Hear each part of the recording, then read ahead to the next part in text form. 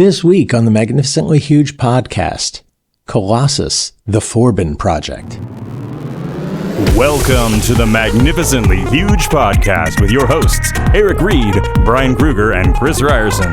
Three idiots who decided to slap an adverb together with an adjective to bring you one magnificently huge discussion each week about the movies and pop culture we kinda like, maybe even secretly love, before we ultimately crab all over them. We're not here to save the world, we're just here to make it weirder, one podcast at a time. This is Magnificently Huge.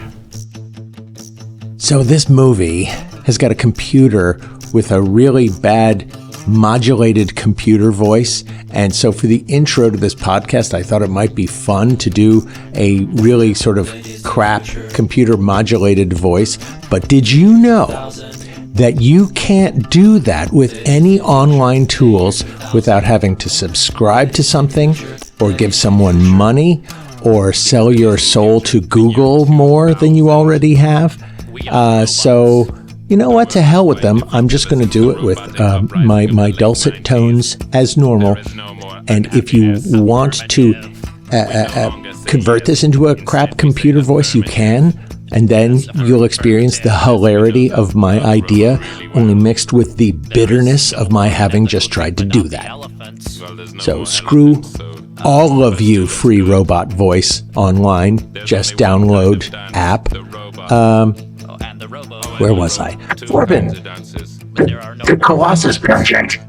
This is this movie that was made in 1970 about AI taking over, but not in a Terminator kind of way where they build robots and there's a robot war, and it's very palatable, honestly. Now, this is scarier. This is a computer that takes over humanity and gives it what it always wanted, world peace, at a really high price. Basically turning us all into rats in cages. It's a very smart take on AI and very prescient if you think of what people are afraid of today with AI taking over the world, which is slowly doing as we speak. Here we go. Captain, do you not realize that by destroying the human race because of their destructive tendencies, we too have become like, well, it's ironic. Hey guys, how's it going? Great. You? Good. I had a weird dream last night that I was on one of these cruises, and like one of the chairs didn't have a headphone jack, and it annoyed me. So to get revenge, I was like, I'm gonna steal the ship, but like in pieces. So I like cut off pieces of the ship and hid them in my luggage, and then got home and I'm like welding back together the ship so that I have the entire ship. And then I'm like, this is actually a really expensive thing I just stole. They're going to want this back. And then I woke up. Yeah, Theseus is pissed at you. Yeah. Yeah. I was like, for a minute there, I had a whole boat. And I was like, I was in the middle of getting the electrical system wired. And then I was like, I stole a whole boat. Yeah. I mean, were you going to like build a buffet, some ice sculptures? Like, well, it was all on the boat. So, I stole it. It was like on the boat. So I took the whole boat. Okay. So I took the whole boat, but in sections that I like disassembled. Gotcha. Disassembled the crew, stuffed them in his luggage. Ew. Yeah. He's like the Emperor in Star Wars Episode 9. Yeah. Yeah, there you go. Yeah. Until Rey shows up for no reason. With horses. Yeah. Ben is my boyfriend. I'm now the queen. That's the end of Star Wars. That movie was basically about people in the Star Wars universe who were playing Star Wars. Yeah, pretty much. I prefer to think of that movie as a movie that doesn't actually exist, and Star Wars has a beautiful 8-episode arc that ends. Except which is funny. Anyway. That dovetails with I was thinking about this weekend for whatever reason, but just thinking about how conditioned we were as children to like Star Wars because of the toys, etc. Sure. It's like, would I have liked it as much were I not, 7 years old? Yeah, you would have. Because I remember, like, after the movie came out, there were no toys immediately. And then they started sneaking out 1 or 2 Star Wars figures, and everyone just shit themselves. I must have that? And it was like, oh, yeah. They literally sold an IOU for Christmas the first year. Yeah, exactly. Like, it was a piece of cardboard that says, once we figure out how to actually manufacture these things and put them in stores, you own some. Yeah. It's just, but it's like they just conditioned a whole generation of children to their product or something. It's just. Yeah. And once I was a grown up and I watched Star Wars, I realized, like how dull it is. Yeah, and that's what I'm saying. But as a kid, that level of spectacle when you don't have Cartoon Network or even basic cable, and then this thing comes out that is just, otherworldly. Yeah. What I don't get is why was E.T. equally as big, which is really boring and has no starships? That was the oh yeah, and it had the synergy marketing with Reese's Pieces, which had just come out. So, again, we were conditioned as children by the mass marketing machine, and it came out between Star Wars movies, and we all needed our junk, right? So, but I mean. Yeah, you look at just the sheer volume of world building and spectacle that's out there now, and it's like, that can't happen again. The other thing about Star Wars was it was like going from the whole 70s auteur, grim, French Connection, whatever world into whiz-bang pop culture blockbuster stuff, and so it had a novelty to it that does no longer exist. So that is true. As a kid, I did not like movies. Movies were all boring. Yeah. They were slow. They had bad music, if they had music much at all. Yeah. Much talking, no cartoons. Yeah. It's a good thing our show today is about a movie from 1970. Yeah. Yes. Yeah. Thanks for that, Eric. With one character that speaks in clicks for most of the movie. So that'll be, we'll get to that. Ticket, ticket, ticket, ticket, ticket. What did I just say? Ticket, ticket, ticket, ticket, ticket. Yes. But first, I guess, should we get to things we've been grooving on this week? I guess so. So. It's the segment we call The Fresh Check. Fresh Check. This shit is fresh. Oh, shit, that is fresh. This stuff is really fresh. So last night I watched on Hulu the documentary Billy Idol Should Be Dead. Is that what it's called? Yeah. It's what's it about? It's about a supercomputer named Colossus. I mean, did I get that? I must have gotten the name wrong. I'll look it up. But anyway, it's a documentary on him, and he's an interesting fella, and he really has done a lot of drugs and should be dead. Billy Idol Should Be Dead. That is the name of it. I mean, do you prefer his solo stuff, or do you like him more with like Generation X? That's I like one or two songs. I was never a big fan. Of which one? Of either? White Wedding, I guess. The solo stuff is better than the Generation X stuff. You think? Okay. Yeah, what we missed out on was Billy Idol as part of 6-6 Sputnik, but oh well. Oh well. Oh yeah. Well, that's the interesting thing. I watching this are the notes on his almost acting career. That one, I didn't know that Tobe Hooper directed the Dancing with Myself video. Really? Wow. Yeah. Interesting. And as a result, he was almost in Life Force back when it was called Space Vampires. Oh, good Lord. Yeah. That would have been interesting. Yeah. That was like the 80s were weird. That was like when Adam Ant tried to be an actor for a while. I mean, it was just Debbie Harry. I mean, it's just what you did, I guess. Yeah. I don't know why, but that was like a thing, wasn't it? Yeah. I think it's just because of MTV, because they were already doing mini movies, so why not? Mm-hmm. Yeah. But he was going to make a film version of King Death, the Nick Cohn book. It's like a rock star hitman. And I'm like, what would that have been like? Joel Silver was going to produce it. And then Billy Idol's manager started smoking crack and tried to make it as an indie film, so it fell apart. But oh god, a Joel Silver Billy Idol film. Yeah. Well, but what didn't Joel Silver do? Adventures of Ford Fairlane? Is that how Billy Idol ended up on the soundtrack for that? I wonder.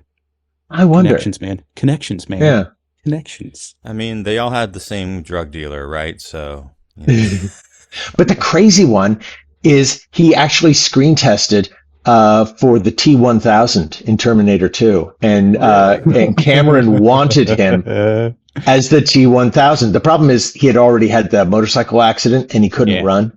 So, good Lord, like now that wouldn't be a thing. But then it was like, I got to have you actually running. So yeah, and plus, like that would be distracting. The T-1000 with that like lip sneer permanently. No, they show the screen test, and it's really? Like, oh my God, that would have been terrifying. It was very effective. I could see why James Cameron wanted him. Okay. Because when you take away the sneer and you just put on the motorcycle helmet and glasses, just the lack of give a shit of the person he's looking at is very effective. And he's got the high cheekbones, and honestly, he more credibly could have blended in with the Michael Beans of the future war than, you know, big beefcake Arnold could have. You know, you're not going to mistake Arnold for like a normal person, right?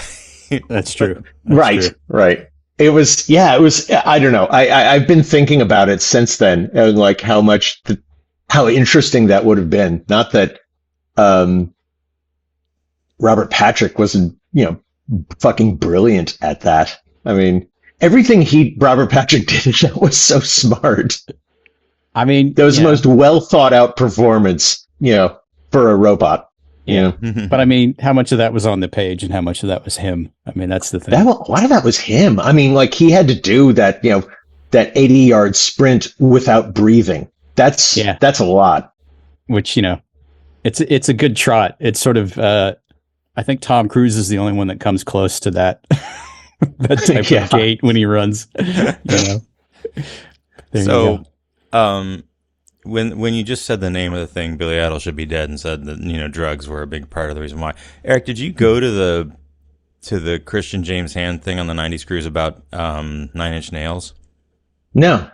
So he has a story about Trent Reznor's early music career, and he starts like hanging around with Al Jorgensen of Ministry, and the story is that the guys in Ministry would screw with people by like making them do more and more extreme drug things, and they couldn't take Reznor down. They had him injecting heroin into his eyeballs with needles.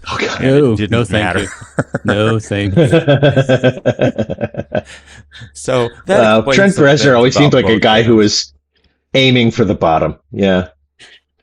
No, there's a funny story with like him in Thailand doing China White in the hotel, and he is like passed out in the elevator and like on the ground, and the doors open, and he flops out, on his back, and looks up, and Mel Gibson and his kids are there on vacation, and they just see him laying there. It's like the weirdest meeting. Hey, he meets David Bowie for the first time with what's his name from Chic? Nile Rodgers. Nile Rodgers. And David Bowie is there, and he goes, "Oh, look, there's David Bowie," and he says that he threw up on Bowie, like, "There's David blah." And it wipes his mouth and then walks over like, "Hey man, how's it going? I'm Billy." Well, and that also explains just like his complexion from really like, what was it, Happy Gilmore forward, right? Like you look at Billy Idol in that movie, and really any time since, and like his skin doesn't look like skin. He looks like somebody made a putty sculpt of Billy Idol. Yeah. Yeah. Well, kind of like Mickey Rourke or any of those guys, where they just, something happened, like accidents or whatever, and then they just wound up with too much plastic surgery. Like Billy Idol just looks weird to me now. It's just, plastic surgery weird, because he's got like bagginess in his face where plastic surgery would have prevented that. More like heroin does something to your cells. Yeah, he's got Rockstar Road Weary plus heroin like all over. He looks like he's seen some shit. Well, anyway, he's been dancing with himself. But I recommend this documentary. It's fun. Well done. I did not realize it was out yet. Okay. Interesting. Duly noted. Yeah. What And about you? stuff. You all y'all. All y'all? That's the plural. I'll jump in. I went to a movie theater because there was actually a movie in the theaters worth seeing, and it was called Project Hail Mary. Was it though? Everybody's talking about that movie. Everybody talking about it. So I know nothing Hail of Mary. It's the new Andy Weir adaptation, the guy that did Yeah. The Martian. So, I guess all the fans of the book are upset that the trailers have what they consider a big spoiler in it, but Ruined honestly, it. Even I know it. So yeah. I don't think it is a spoiler. It's not, right? And I don't know how the marketing team markets this movie without revealing it, but yeah.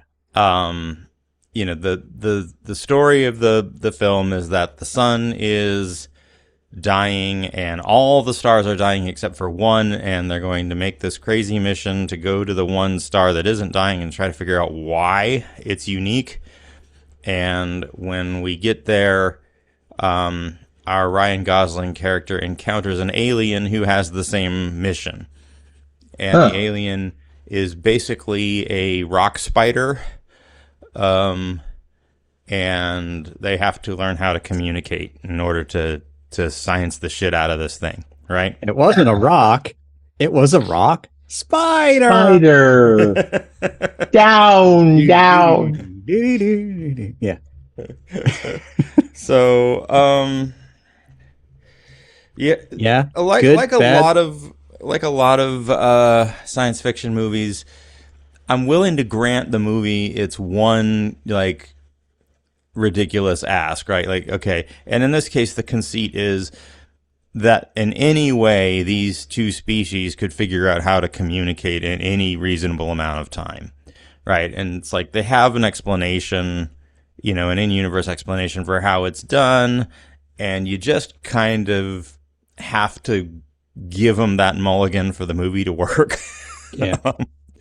But if you can do that, it is a refreshing movie in that it really is, you know, what the marketing people would call a 4-quadrant movie. It really is for anyone. It's not a violent movie. It's not a scary movie. It's a reasonably smart movie.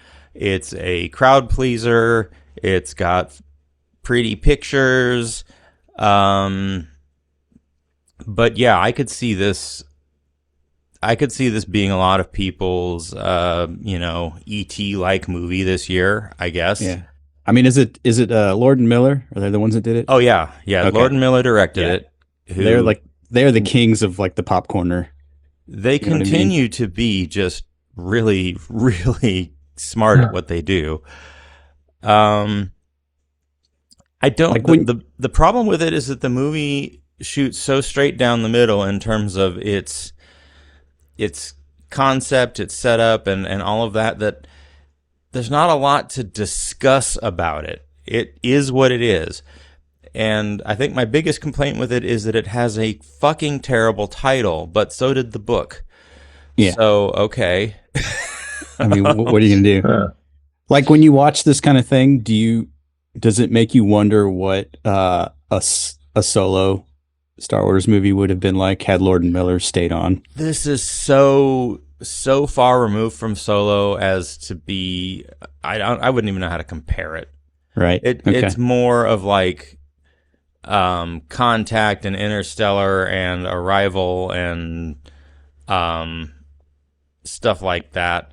And ultimately, it's basically Ryan Gosling is pretty much the only person on screen most of the time, and so it's a star vehicle for him. But you know what? He delivers. I mean, you say what you will. He's a good actor. Yeah. Yeah. I mean, I was sort of disappointed with the Fall Guy movie just because of what it was, but I enjoyed Gosling in it. You know what I mean? It's just, and I liked him in the Blade Runner sequel. You know, yeah. I mean, he's outside. He has an movies, effortless charm. That's yeah. He's that's what the reviewer would say. Yeah. I was going to the movie and my wife was like, okay, wait, so this has got the Deadpool guy in it? Like, no, it's a different Ryan who looks exactly like the Deadpool guy, but this is Ken from Barbie. It's, any Ryan will do. Yeah. She's Reynolds, like, at least it's not Gosling. one of the Chris's, because there's all the Chris's in the Marvel world. Here's the other thing. Ryan Gosling has not been in the MCU, has he? I don't think so. It's not. He's one of the few stars that has managed that. I mean, good for him. He doesn't really need to at this stage. I mean, he's just Ken. So it's fine. Yeah, there you go. There you go. It does make me want to watch The Good Guys again. That is an underrated gem that I don't think gets enough credit. Like him in it, just like the whole bit where he's breaking into the thing and he busts the window and then starts bleeding profusely. I mean, that's one of the funniest things I've seen in a detective thing, because you never see that anywhere. And he's like, oh God, yeah. So it's good stuff. Yeah, so Project Hail Mary, it wants you to watch it in the theater. They really went for the big effect shots. I actually didn't go see it on the big screens. I didn't do an IMAX showing or something. Well, that's an extra $10, right? Oh, I don't know. You don't know? I have no idea what a movie IMAX costs. in a minute. Yeah. Yeah. But yeah, I mean, it's really pretty, really well shot. I don't have any major criticisms of it other than the leap of faith you have to take on the language barrier. Yeah. Well, I mean, if you're going to a movie about discovering another son, you're probably already just willing to park some of that at the door. You know what I mean? Yeah. That's the thing science fiction always never addresses is shit is really far away. No, you can't. This movie has an answer. Okay. If they go faster than light, then they don't. They don't. Okay. All right. Yeah. They go close to the speed of light, and they have an explanation for how. But yeah, no, they go into self-induced comas, and shit's measured in decades. Got it. So been there, man. Been there. You know what I mean? They do a good job. I'm not. I have no real notes. Does it bode well for the coming summer season, you think? Or is there just going to be another endless parade of dredge? I mean, the summer movie roster looks bleak as fuck. Like, have we looked at this yet? Like, what is on the summer movie? I honestly haven't really. That's how far removed I am from it all. I haven't been interested in summer movies for a very long time, though. Yeah, I mean, is summer movies still a thing? This year is particularly like, okay, here's The Mandalorian and Grogu. Yeah. Toy Story 5. Toy Story Quattro. Live action Moana. Yeah, no thanks. Supergirl Woman of Tomorrow. Maybe. I don't know. We have the new Nolan, The Odyssey, which, yeah, the Super Mario Galaxy movie. It's just, man. Disclosure Day. That's IP. That Steven Spielberg movie that looks terrible. So it's like another sort of parade of IP. Sounds like. But it's not 100%. like we've not been there before. Like 1989, that summer was nothing but sequels pretty much, and that was a good year. I'll be honest with you guys. The movie that looks like it has the most spark and juice when I see trailers, and I know what you're gonna say, Masters of the Universe. I'm down for that one, man. I tell you what, I can't explain why, but I'm kind of jazzed about it, especially since they're really embracing the material instead of that Dolph Lundgren thing. It looks like it's as dumb as they know it is. Oh right? Yeah. You have to be self-aware. You know what I mean? Wow. Okay.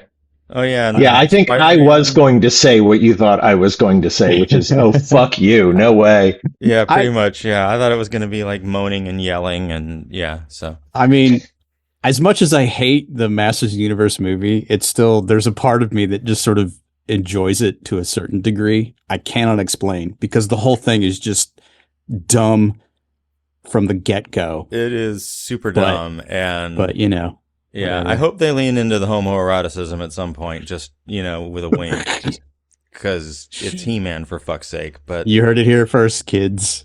Brian hopes they lean into the homoeroticism. If they don't, is it He-Man? I'm just saying. I mean, he's already using pronouns. Fuck's sake. Exactly. You know what That's I mean? actually in the trailer. They've got a little he/him on his desk placard. You know, Are they nudge nudge? Oh, are they Barbieing it? Are they doing a Barbie movie like you're really good at this patriarchy level of jokery on this movie? It's more like all of that shit is real, but they have like hidden He-Man away in our world. Oh, they got to do that shit wiped again. his memory or something, and then he reclaims his identity. All right, I rescind my enthusiasm at this stage. I don't know. Yeah, it sounds like they're not owning it, that they're kind of ashamed of it if they're giving it that kind of story. No, but once they get, I mean, this. Oh my god, it looks so goofy. Because problems aside on the Canon Films one, their biggest mistake was, because of budgetary restraints, I'm sure, was putting it in the real world instead of on Eternia. Sure. And it's just like, that just takes you out of the entire fantasy element of it. It's like, just go for it, man. Fuck. One of my daughter's friends in school was the niece of Frank Langella, and he was, I have it secondhand that he loved being Skeletor. Oh yeah. Of course he did. That was for his kid. That's why he did it. Yeah. But it's also all mask work. You don't have to be, you could do it all with body language and no close-ups. I could see that. The other red flag on He-Man is that Skeletor is being played by Jared Leto, who is like death to all movies. Like, how method is he going to go, I wonder? Well, luckily his face is CG, so who cares, right? But I got you. But they were very careful to be sure that their film would fail by making sure that he was in it. I think that's right. Yeah. I've been saying that for years. He is useless. It's nice that the word has gotten out, but then again, Morbius. He kind of has done it for me. Yeah. Yeah. I mean, what's it gonna take? I think is my question. But I mean, at some point we'll find out, right? Right. Anyway, that's the way it goes. Yeah. I know it's not going to get Chris to go to a theater, but definitely check out Project Hail Mary when it comes to your streamers sometime soon. I'll add it to the list. There's a bunch of stuff in terms of, is it a revival of cinema? I would have to look into like the box office numbers and see if it's doing the kind of numbers that would make a dent. I heard it had like 100 million opening weekend, and I'm like, yeah, but if you factor in the marketing that it takes to get the word out, it's for a movie to actually make a profit, it has to just make an obscene amount in the theater. They're gonna sell so much Rock Spider merchandise. They're gonna sell so much Rocky stuff. I hope they make enough money that we can get our long-awaited sequel to Lars and the Real Girl. There you go, in space. Yeah. All right, Chris, what have you got? I've got the totally opposite end of the spectrum from your experience, Brian. I finally sat down and watched a 1958 classic B movie called Fiend Without a Face, and it's basically the one with where the monsters for the entire movie up until the end of the third act, they're invisible, and so they don't know what's killing the people. But it turns out it's a scientist who's nice budget choice. Yeah, who's working. Yeah, and basically it's like when they're getting killed, they're like grabbing their throats and screaming and doing like this pantomime. It's so ridiculous. But it's like like some sort of scientist near an air base in Canada that's run by the Americans, and they're doing like atomic energy tests and shit. But he's doing experiments on like telekinesis and thought materialization, and he ends up creating this invisible, malevolent monster that's killing people indiscriminately and like sucking out their brains and taking their spinal columns. So then at the end of the movie, when they attack the base, when they attack the base and do something to the reactor, suddenly you can see it, and it's basically all these like brains with the spinal cords are like tails. And then they've got these protuberances coming out of the top that are sort of like eyeballs. Oh, I'm not mad at that. and it's all stop motion. Brain sperm. Yeah. Yeah. And they basically just like wrap like the brain stem around your neck and try to like strangle you while they suck your brain out. It's just so ridiculous. But you have to watch 75 minutes of people just pretending to get killed by an invisible thing. Movie. Yeah, until you get the big payoff at the end. It's kind of gruesome for the most part, but yeah, it's everything you expect. Is it Corman? No. It was a British production, so it's got a very Quatermass type of a vibe to it. Even lower budget. Okay. Yeah, and it's nobody you would even recognize. Doctor Who versus the brain sperm. yeah.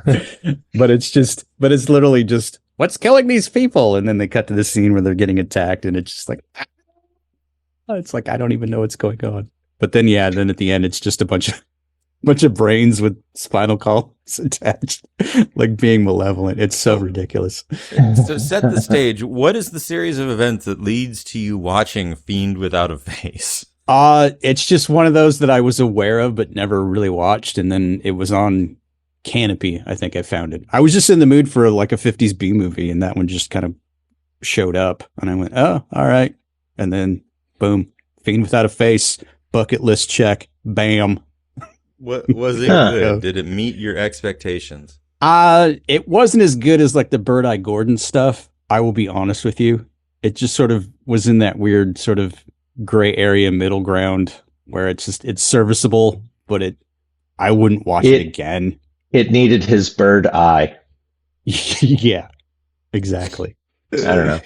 But yeah, it was a while back I was telling you about. I did the Bird Eye Gordon stuff, so it's the Amazing Colossal Man and that kind of stuff. And he specialized in giant monsters, and that's always more fun to me than this. But, Fiend Without a Face, it's got a great title. Check it out. It is fun, though, that there's this whole genre of movies now that we can look at.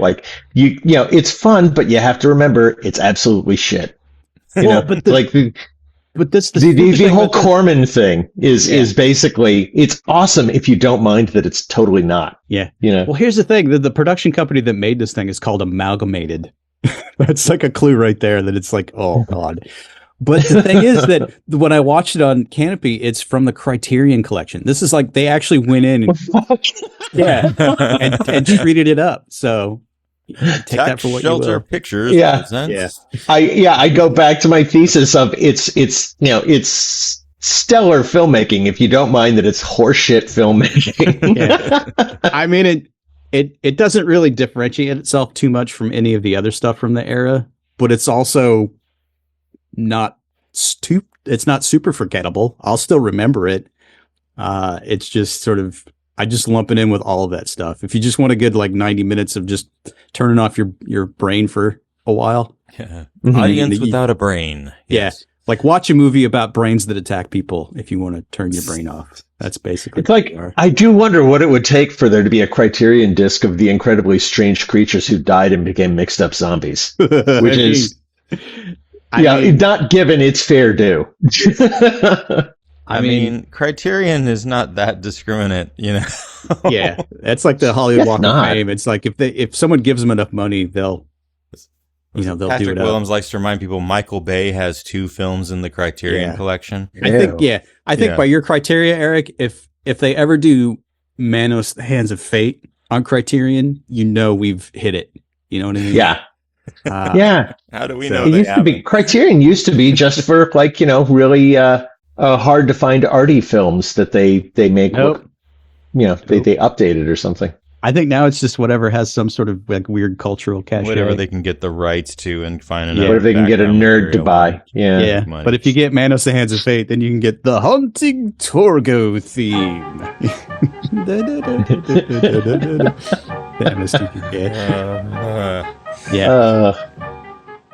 So yeah, I figured it would be a good seg into today's feature presentation. Nice. Well, shall we? Yeah, I think we should. All right. Indeed. Colossus. Now the Forbin Project. Yes, the Forbin Project. Zone. Okay. And a 1970 film about AI. So This is the reason, really, that I wanted to call this up, because this movie has actually been getting a lot of attention in the last year or two. I could see why. Yeah. Yeah, because of its prescience. Now, there's a lot of problems with it. I'm not, we can talk about that too. Yeah. But here's the basic plot. You want me to read it? You want to do it? Yeah, go for it.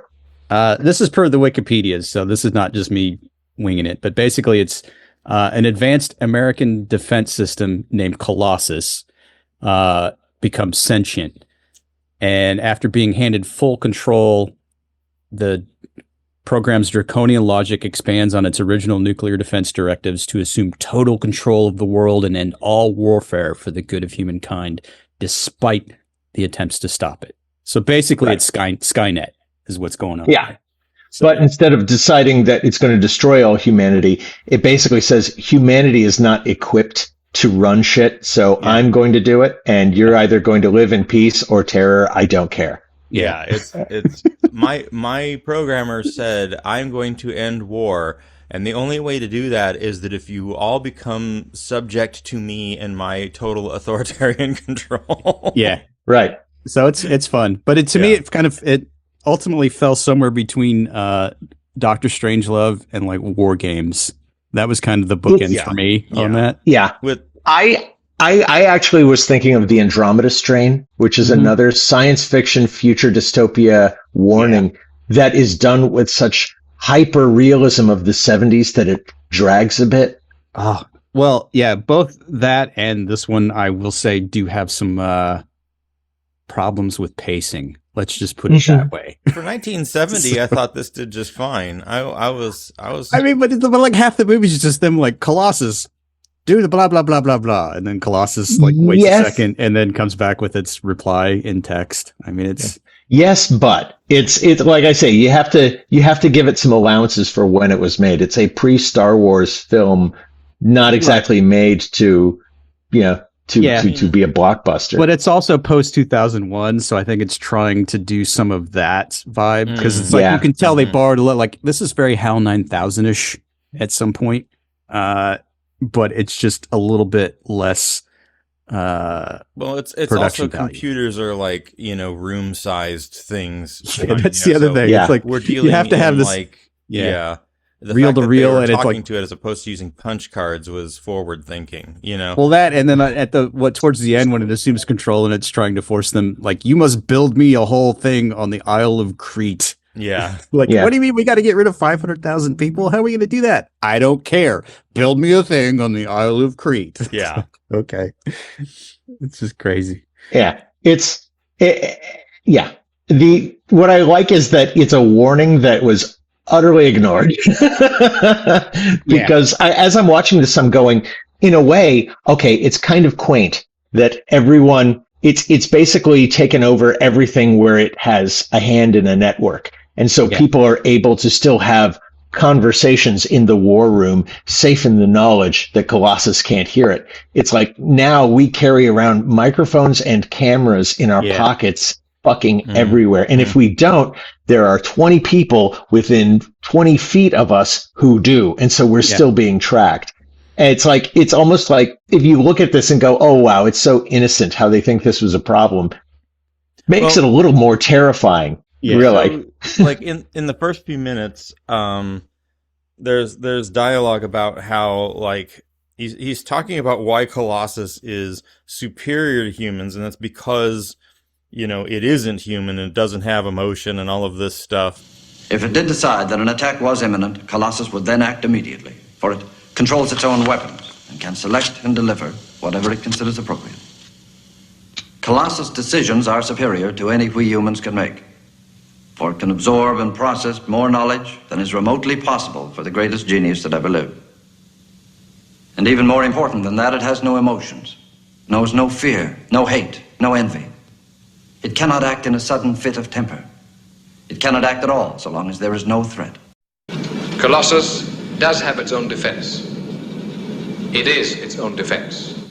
In case of an attack on any of its information supply or power lines, Colossus will switch in emergency circuits which will then take their appropriate action.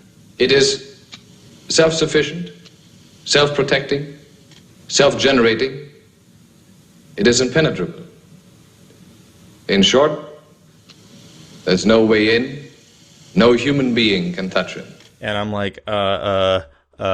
But then the other thing that he does that's frankly smarter than what's actually been done in real life is they say that they don't intend to conceal how it functions, right? Mm-hmm. Yeah. It'll be totally transparent about how it works and what it's doing, which, well, we didn't go down that road, did we? Well, I like in that respect, too, that when they bring in the president at the beginning after they're starting the project, and then he's like, now it's time to tell the American people. It's like, bullshit. You wouldn't tell anybody about any of this. It's like, because like 5 minutes later, when they're trying to turn it off, he's like, and I hope to God no one ever finds out about this. He has a line to that effect. Yeah. Of like, we gotta kill this thing before anybody finds out. Yeah. But I love the fact that like Dr. Forbin is like this big genius scientist. He creates his thing. And then the first instance where Colossus is like, there is another system, and everybody freaks out. And at one point, Forbin just shrugs. He's like, Colossus may have been built better than we thought. It's like, what did you think was going to happen, man? Yeah. There's a line like 20 minutes into the movie where he says, if the computer is still under our control. And I'm like, as soon as you say that, pull the plug. Turn the power off. Yeah. Like, Though they established in the first 2 minutes, that'll never happen. I mean, it is so locked up. It's, it's a forever problem. What I thought was interesting though, is that they established just how enormous this computer is. The amount of 1970s level storage, at work to make this computer, and it still needs a second version of itself to have enough space to become self-aware. I was like, well, that's kind of nice to level stuff. Those are real computers, by the way. There was a company that donated all the hardware to the production so that their logo would be all over the screen. And I'm like, is that what you want your company to be remembered for, though? Like, but I like that they acknowledged that it would take like way more memory than you think to make a computer that could approach. Sure. What are we calling it? I don't know. Singularity. Yeah. Which is so funny to think about, because that's one of the things I enjoy about watching these movies from that era, when they're sort of cautionary tales about computers. It's like all of that shit would fit in my pocket now. That's what's like so crazy. Mm-hmm. So it's like, but you need an entire cavernous empty mountain to store it all. And then lock it away. I mean, it's so weird. So somehow I missed a key detail in this movie. So help me with this. The computer, Colossus, insists on continuing to talk to Forbin. Like, why? Why does the computer need Forbin? And why hasn't the computer also figured out that Forbin's life is finite and, comes up with a backup plan? Yeah. But why does it give a shit about Forbin? That could just be residual programming, maybe. My only thinking is, that Forbin's the one most familiar with everything, but also that he hasn't quite built up the technology yet to make himself a robot body. Yeah. I mean, it's definitely he is definitely going to run out of use for Forbin. There's no question of that. Right, but we literally make Forbin a prisoner to the robot here, right? It's like, you get to live here with me forever under constant surveillance. Why?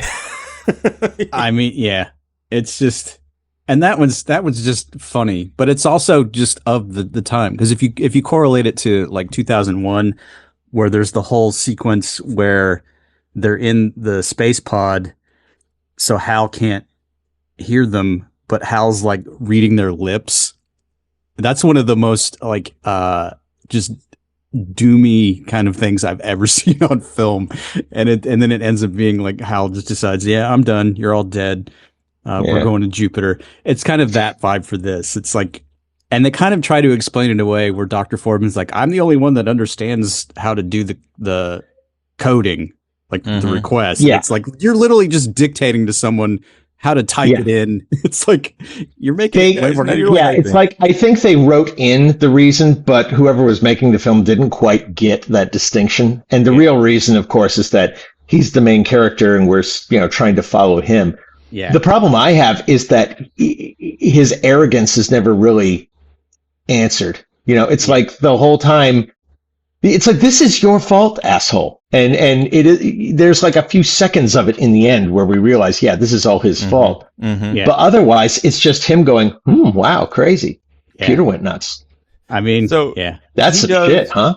He does the most like self-serving, 1970s Playboy move ever. You're gonna have to pretend to be my mistress. Yeah.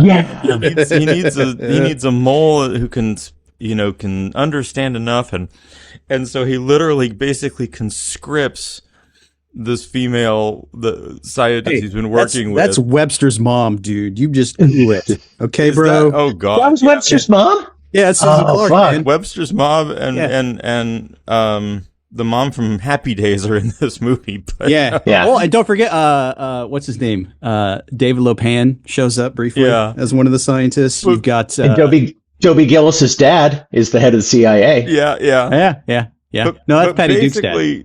Basically forces her to have to come to him 4 nights a week and strip completely naked and be with him all night. Wow. And she's got a wedding ring on, so he's taken her away from her real husband from more than half the time. And I love that the bridge to that is Forbin, when he's being monitored in his quarters and he's making himself a martini and he pours all the vermouth over the ice and the computer's just like, that's too much vermouth. And the dude's like, shh, I will finish up. Just hold it, That's like the vibe. It's like, and you pour out the vermouth, and then you pour the gin on. It's just like I thought that was a much more interesting thing that I wish they'd have done more with the movie, was the actual logical argument between Forbin and his machine. It's like, I know you're the smartest computer in the world, but you still don't know shit. If they had played on that, I would have better believed the machine saying, Forbin, you have to be around all the time so I can learn more. Yeah. I love the way he did that, though. He was just like, dudes need pussy. Look it up. Colossus. Look it up. Yeah. Read your history sectors. Yeah. It's just, come on.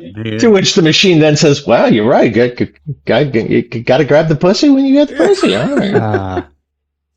And then, I did it all for the Nookie. So when you first brought this up, Eric, and I had to laugh because it's the title is a mouthful. Colossus, the Forbin Project. Title. Worse than Project Hail Mary for titles. Yeah. Well, it turns out that they originally released it as just Colossus, but it didn't do well after the initial test screenings, so they pulled it and then re-released it a few months later, and then called it Colossus: The Forbin Project. Right. Probably because Colossus made people thought it was Greek literature. Yeah, well, they did. They literally Hercules movie that they were worried they would get confused with. Or something. Yeah, and that's literally it. They thought, well, people will think this is some sort of sword and sandal epic rather than a sci-fi thing, and so then they ended up having to change it. So which I thought was funny. I'm like, that's the first thing I thought of when I saw this movie. Why did they call it that? And again, this is like getting a lot of attention again, and I think it was optioned to be either remade or for a sequel to be made that Ron Howard was interested in doing. Yeah. A years later sequel of what happened after this, and sort of a Colossus the Next Generation kind of treatment. Well, no, they were just going to do a remake just called Colossus, and that was like in early aughts, like 2007. Yeah, they had like Michael Keaton set to star in it or some shit. Yeah, or something. And then that fell apart. And then like in 2010, there was some announcement where Will Smith was attached to be the lead. It was Will Smith. Yeah. And then it was going to be just called the Forbin Project. And then I guess that obviously fell apart. And then in 2011, 2013, something like that, they brought on Ed Solomon, the guy that wrote Men in Black and Bill and Ted's, to kind of doctor the script. So that we could completely miss the point. Yeah. So it was like, this is just one of those that's been kicking around, but it's just like, do you really need to? It's like when they made, what they remake? Just pick the one. I Am Legend.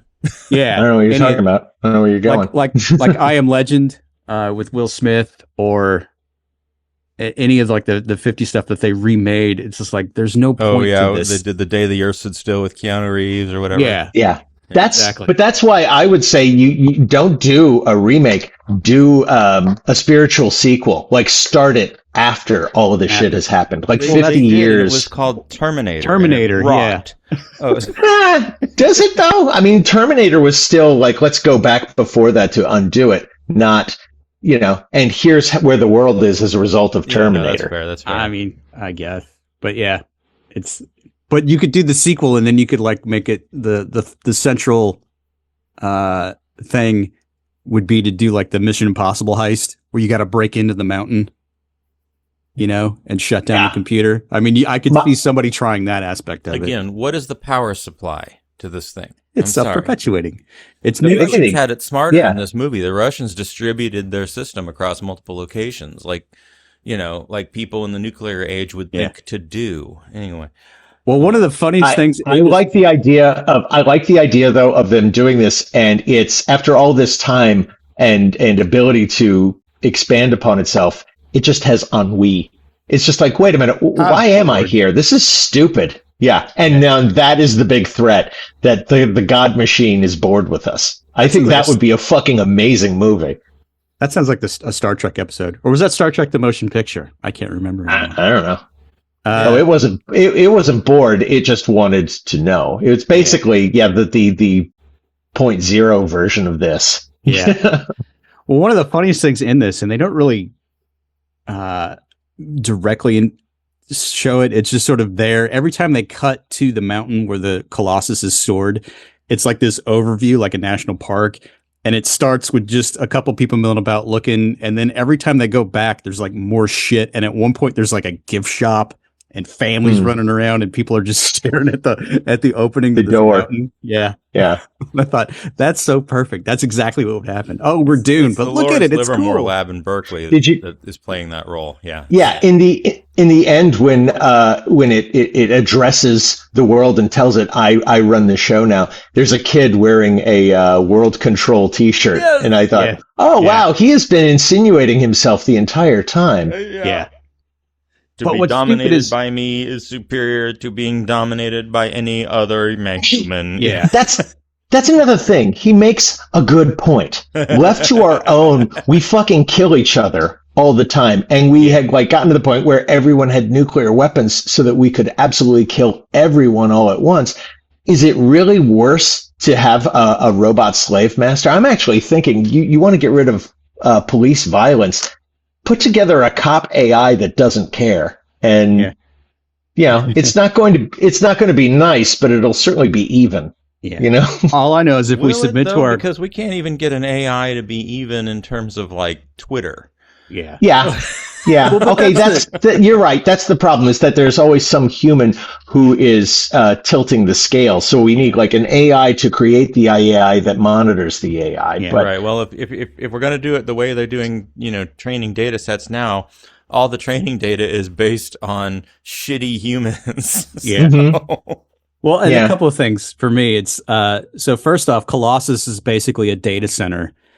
And it's the size of a mountain, whereas if they did it today, it would be the size of maybe a strip mall.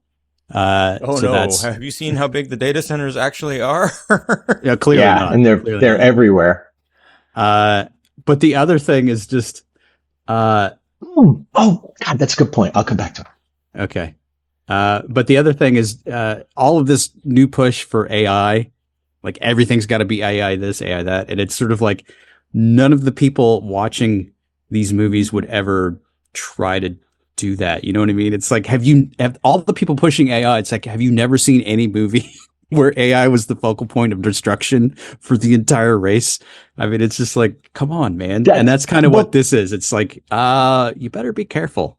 This one, though, it's like they didn't mean to give it control of everything. And, no.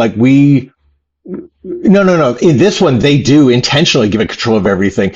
In our case, because there's so many different ways it can squirrel out and take control, there would be no control, right? Yeah. The network is far too complex to be able to contain it. Here, it's like, what, 2 or 3 different ways for it to tunnel out and get to the Russian computer. Yeah. Now there's no way to contain it.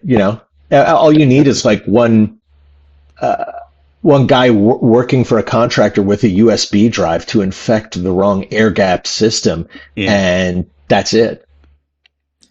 I guess. So, thinking about what actually is happening with AI, I have 2 points I want to make. One is, saw a great comic this week, which was just a single panel of George Jetson vacuuming the apartment so Rosie could paint. Yes. But, not like paint the wall, but like paint a picture. Like, with an easel, like she's making art. Yeah. And then the other is just, I'm struggling with this because I'm watching it happen in industries I've worked in and I'm currently working in, and I am doing what I can to not be a dinosaur and learn my agentic AI chops and all of that shit because I need to work for a few more years. But, or 20. Let's be real. But just the way these guys are looking at, we're going to just replace a whole lot of high paying jobs. And I'm sitting here going, okay, has there been no accountant at any point who said, and if we do that, our customer base can no longer afford our products? The idea is for them to sell to just each other. I mean, it's the unspoken thing is that basically we all need to die. Or, I mean, we need to be the slave class that feeds the machine, but someone has to be bringing in the dough, like churning out the same level of productivity or more, but reducing your market just doesn't make any business sense. And it seems really basic. And I don't understand why that's not a bigger topic. That's if you're trying to sell to, average people. When they get their way, basically everything will be for billionaires, and then billionaires will buy other billionaires' things. The things that are sold for piddly hundreds of thousands of dollars, those will be taken care of. But then that's not how people make money. People make money with millions and millions of small transactions, not a handful of huge ones. I'm not saying it makes sense. I'm saying the thinking is we're doing this for other rich people, and those other people. Well, there are concentration camps for them. I think it's dumber than that. I think it's simply that they're making a short-sighted calculation, and they're going, well, yeah, probably. But all of capitalism has always been a Ponzi scheme, and we're always looking for somebody to be left holding the bag. And I'm old enough, and I'm going to be out of here. It won't be me, so I'm going to cash in with this shit, and that's somebody else's problem. I think it's that dumb. I think whatever it is, I don't think that is far off. I think the real problem is that a lot of these people are like, so the only thing that has ever held anyone back is that they don't want to be a Bond villain. But as long as I'm willing to act like that, then I'm going to get all sorts of crazy good shit done. But of course, it's not true because no one wants that, and you will get held back. So bringing it back to the Forbin zone, would we be better off if the AIs actually did exert authoritarian control over us and made us stop doing this bullshit? That's what I was saying with the cops. If it's not, again, and that's another thing. When we say AI, we don't really have it yet. It's not self-generated thoughts. Yeah. It's stuff that's still programmed into them and made to sound like we have the most something is thinking on the other end. Autocorrect that you've ever seen. Yes. Yeah. If it was a real one that was, I don't know, in some way impartial, I don't know, that didn't have a prejudice, I think that would work. The problem is we don't. That's the part that's impossible. Grok is nowhere near ready to be emperor of the universe. Well, one of the things I liked in this one was, so it starts and it's basically you have to type in the commands and then the thing texts you back. But eventually it realizes that it's easier to talk to people. So it gives them the plans to build the voice thing. Yeah. But what cracks me up is when I was reading on it, the voice of Colossus is Paul Frees, who did like Boris Badenov in the Rocky and Bullwinkle show. Oh. And he just like did all kinds of voice work. And then he was like Burgermeister Meisterburger in Santa Claus is Coming to Town around the same year. So it's now, if I ever watch this movie again, that's all I'm going to concentrate on, I think. Burgermeister Meisterburger. Yeah. So it's hard to sound like malevolent when it's Dudley Do-Right. You know what I mean? But it makes sense. Well, that's why they made him sound like a 1980s Cylon. Yeah. Yeah. It's just, it's so dumb. I liked the bit where, like, as it was just jamming out, playing math solos with Centurion, that it had started developing new math theory. They didn't quite say what, but it was thinking up new shit. Yeah. It was making up new shit.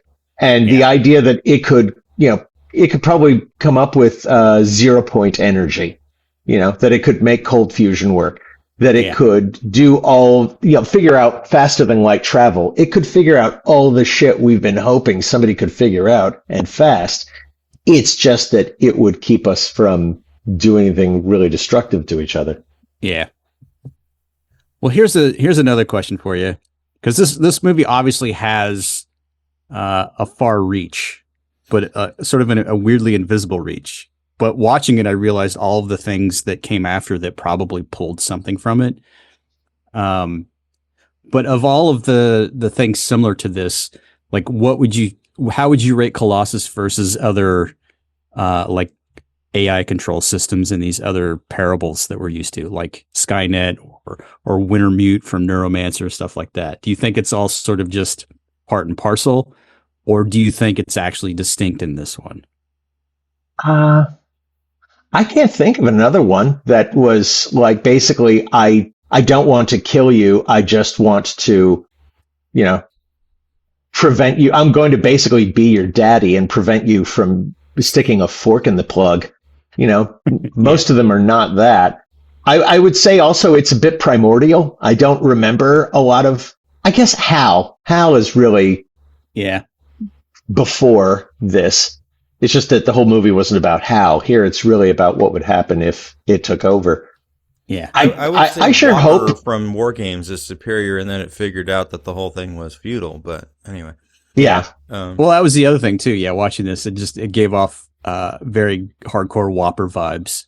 Well, no, Whopper gives off Colossus vibes. Let's be clear; these things happened 12 years apart. Well, but you know what I mean. It's once I watch a movie, it just sort of becomes a thing, and then I don't care what the timeline is. But yeah, but watching this, that was the one thing that kept rolling through the back of my head the entire time was, what a strange game. The only way to win is not to play. It's like the only way to win is to subjugate all of humanity. What I actually kept thinking of was the Black Mirror episode with the robot dogs and everyone is getting killed off, because the stuff in this movie, while, kind of basic, isn't far off from what DARPA is doing. And DARPA is making robot bodies for these soldiers, for AI to walk around in, to inhabit the world. So it's like, this is a warning from 50 years ago that has gone completely unheeded. Yeah. And it's around the corner in one way or another. Maybe that's the way I'll answer your question, Chris. In the same way that all of the, hey, don't let fascism happen here warnings from, 50 fucking years of culture was ineffective. This was equally ineffective at the AI thing. Yeah. We are just not listening to ourselves. We're not good at giving warnings, are we? Because I know, like, all throughout the 70s and 80s and 90s, I saw the entertainment that would tell you about how bad the Nazis were and how bad fascism is. And I was always like, yeah, we got the memo. Okay, moving on. But it turns out that no. I'm the dummy here because people were not listening. No, history is cyclical, man. History is cyclical. Well, it's not just that. It's that I really don't think that people learn secondhand. I don't think that most people, at least, learn from the experiences of others. People touch the stove. They just fucking do. And at least the vast majority of them have to touch the stove. They can't be told it's hot. I mean, well, there you go. So that's a positive note to end the show on. Yeah. I mean, the only thing I can say is the guy that made this, Joseph Sargent, he did Taking of Pelham 1, 2, 3, which is an amazing crime thriller heist thing with math. And he made that sad biopic of MacArthur for the Moonies. So that's maybe worse than this. He's got highs and lows, the guy. Yeah. And then he also did Jaws: The Revenge, which is the movie Michael Caine made to buy a house, basically. Yeah. So, it's good times. Good times. A working director, I think is what we would call him. Yeah. But there you go.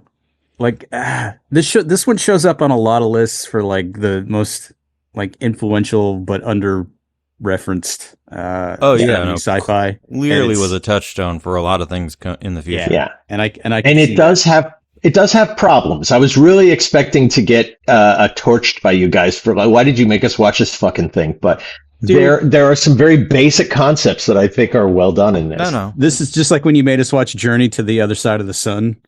That was fun. It was like I was going in just full tilt expecting the worst, but there was actually some fun stuff in it. And kind of the same here.